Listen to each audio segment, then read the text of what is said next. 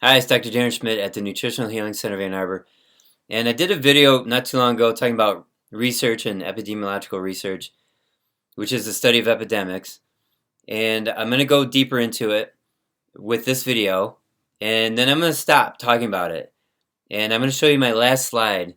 I created a graphic that will explain and help explain how to take care of your health. It took me 6 months to make this graphic. So I got 21 slides, so just bear with me, get comfortable, and hopefully you're not driving because I'm going to show you some slides.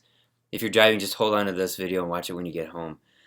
So now here's Dr. Ioannidis. He's a meta-researcher. He researches the research process.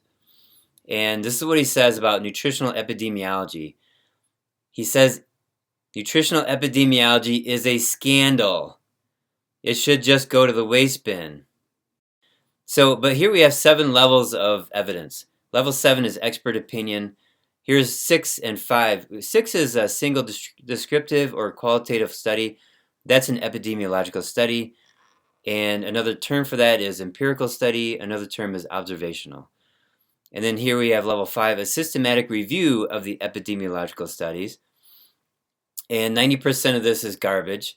And then level 4 is a case control or cohort study. Cohort just means group, so another observational study. This is a scandal and it all belongs in the waste bin.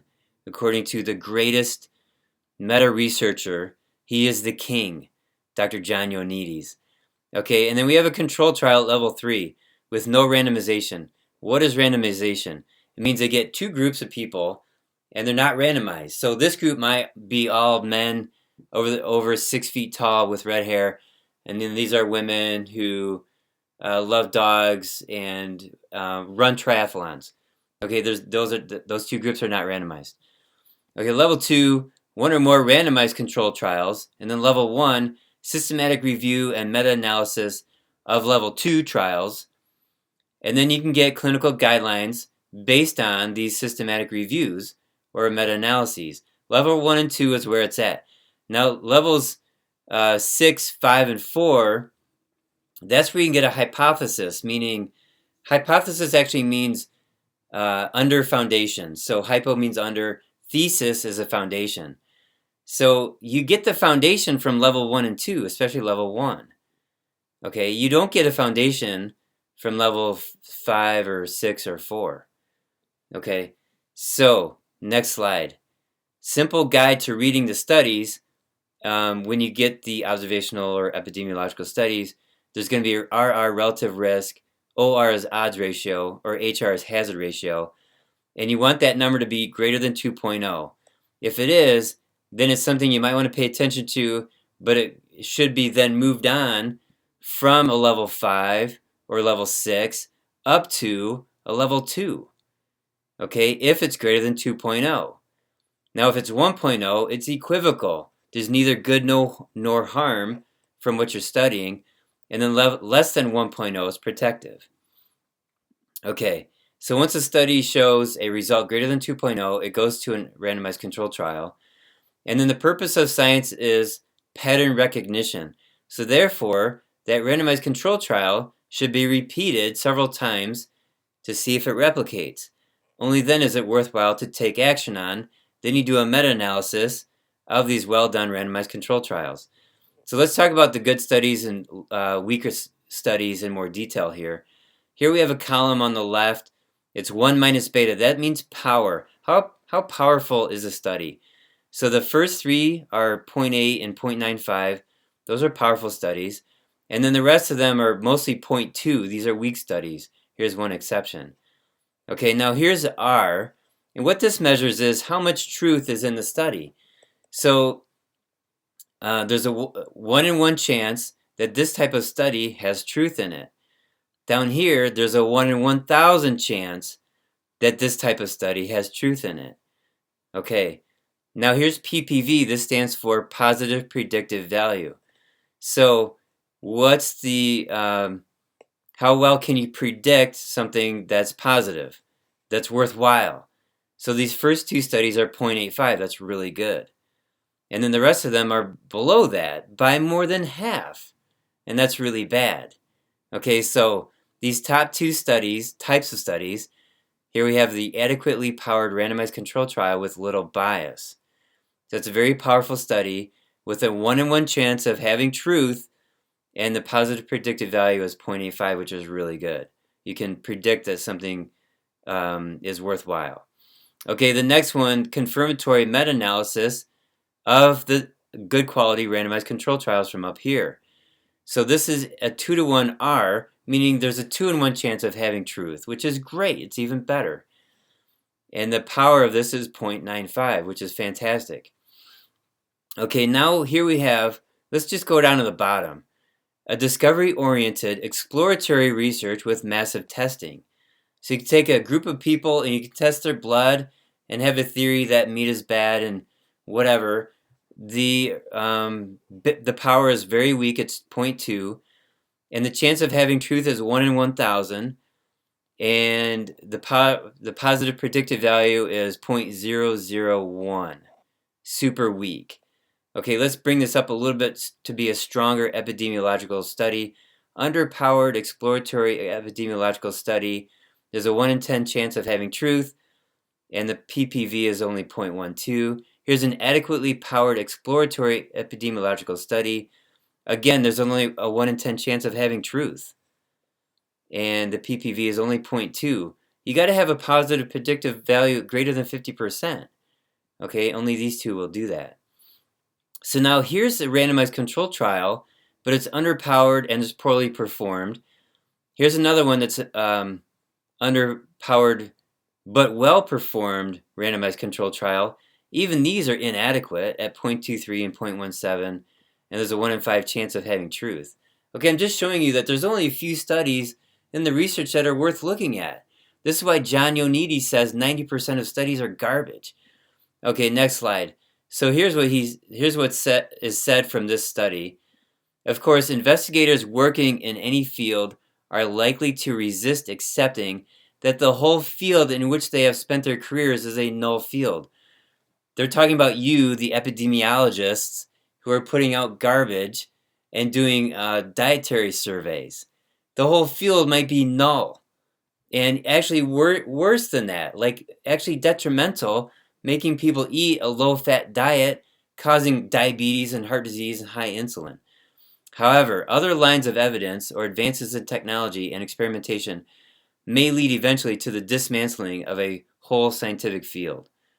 Okay, so here's this paper, a company called Amgen Pharmaceutical.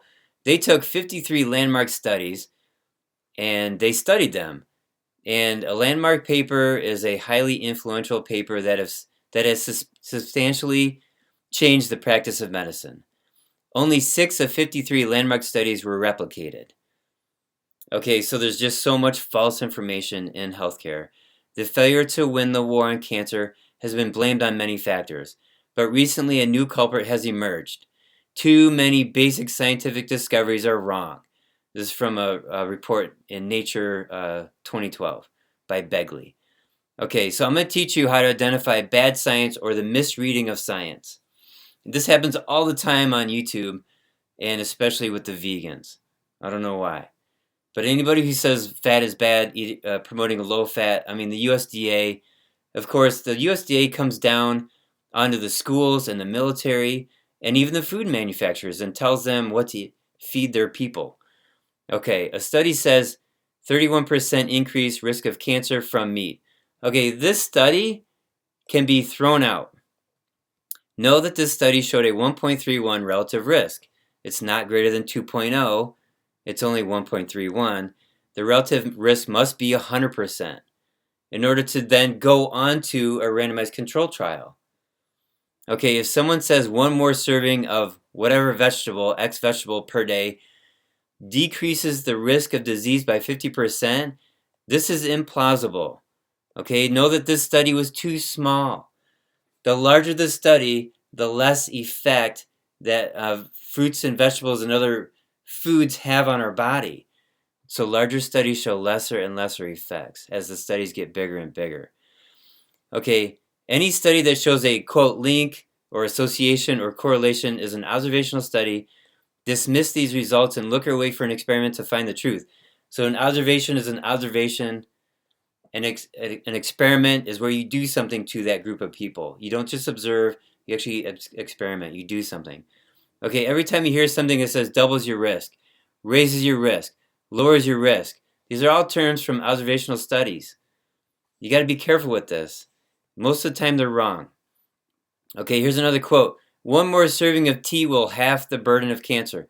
No, it won't. That's just bad science. Okay, exercise reduces your risk of cancer, cancer by 30%. Okay, now here's probably this is said all the time, but here's probably what they should say. They should say people who take care of their health have less cancer by 30%. They exercise and they do a lot of other healthy things. Okay, you cannot connect A to B or even B to A causation from the first statement. Okay, but various media and science writers will say it all the time.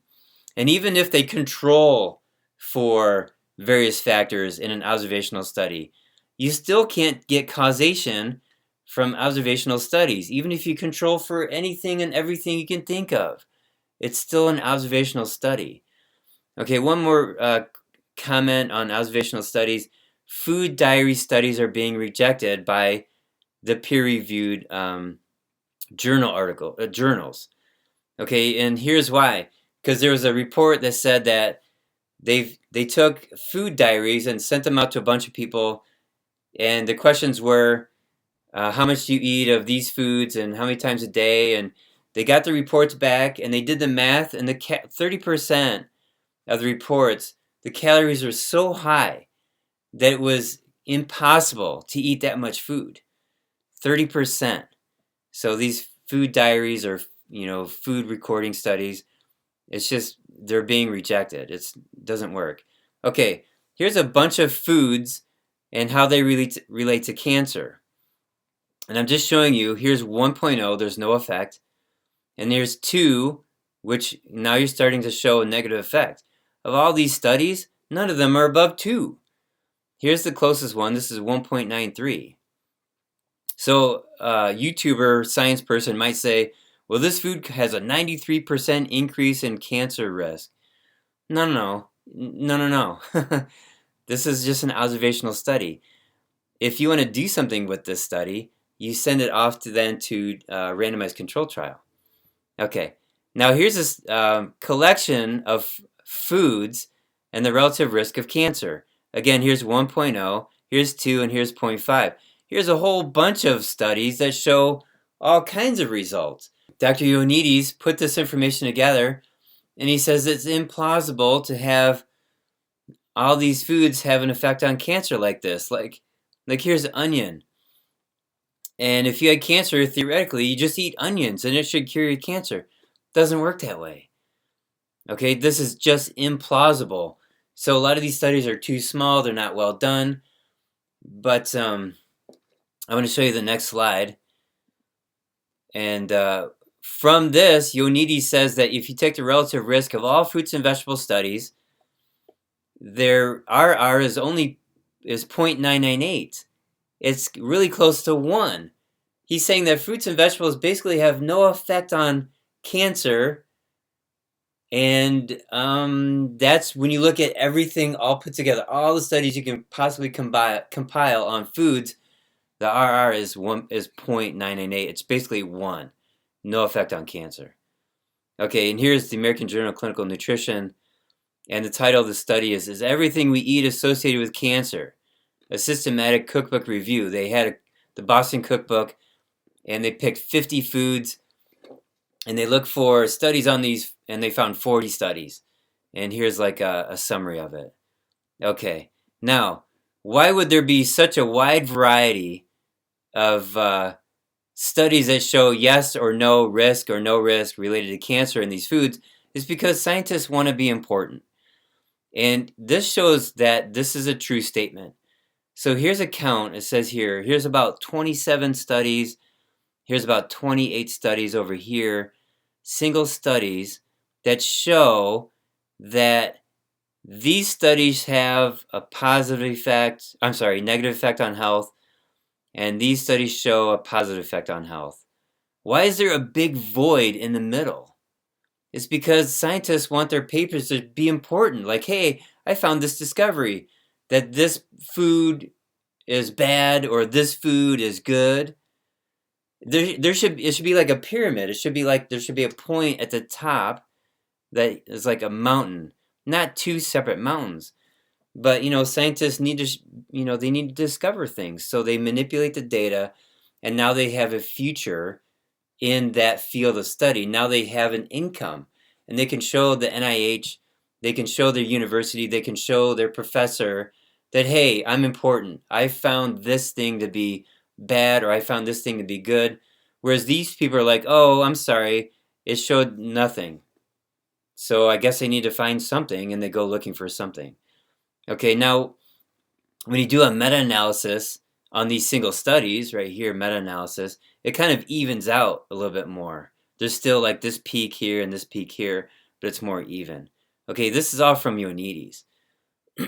Okay, so here is a natural algorithm of relative risk. I'm just showing you like it should look like this. There should be a peak. Okay, now the next slide is titled Most Research Findings Are False for Most Research Designs and for Most Fields.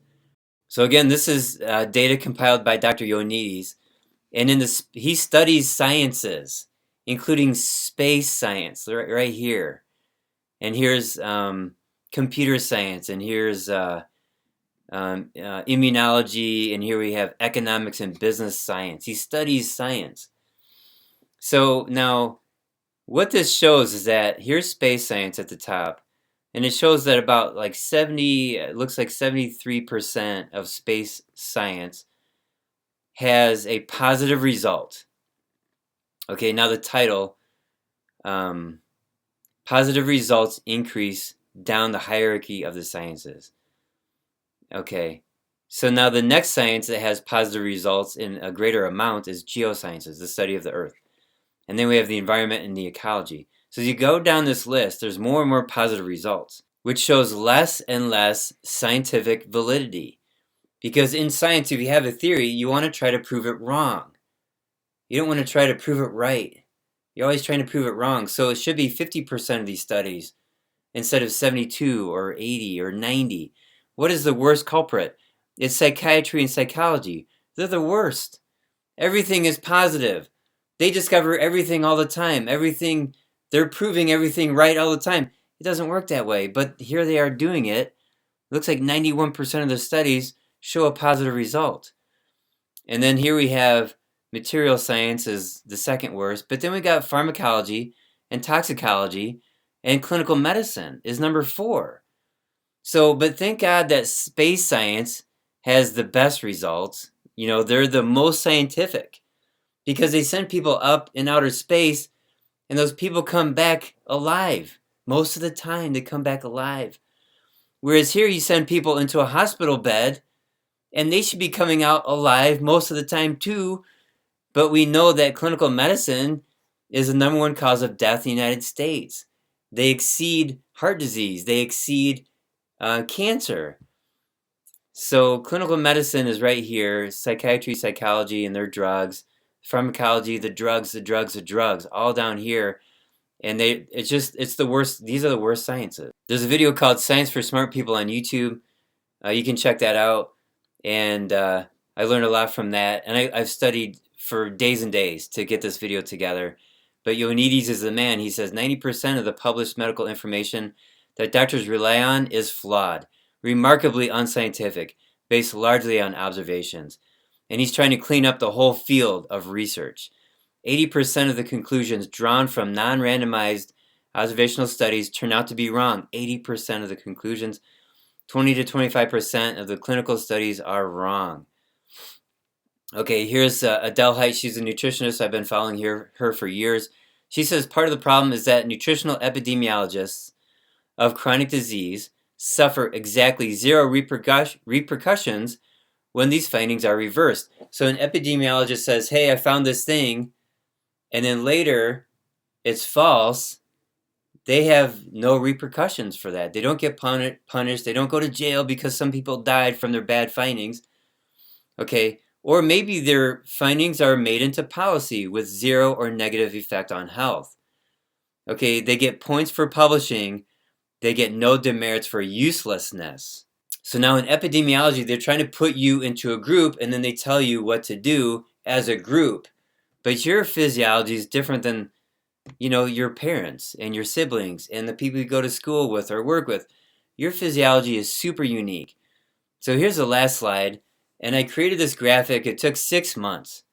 6 months ago, I did a video and I said, hey, type in your comment about what you want to know about your health. I'm going to try to, teach you about certain conditions and diseases and diagnoses. And we're going to look at the physiology. I coined the term follow the physiology, because knowing the physiology and following it is way more important than epidemiology or observational studies. This is where it's at. Your doctor needs to know the physiology. So I'm going to use this graphic for many, many videos on my YouTube channel to describe how and what you can do for your health, all the way down to particular supplements and diet recommendations and how to think. So, all right, so I'm done with this video. I hope you liked it. It took a lot of preparation. I had fun delivering it. And if you like it, please give me a thumbs up, share and subscribe. And just look out for my upcoming videos, because I'm going to talk about your physiology as closely as possible without even knowing who you are, never talked to you before. And if you want our help, if you need individual help, just contact us. The email is below. So please share it and see you at the next video.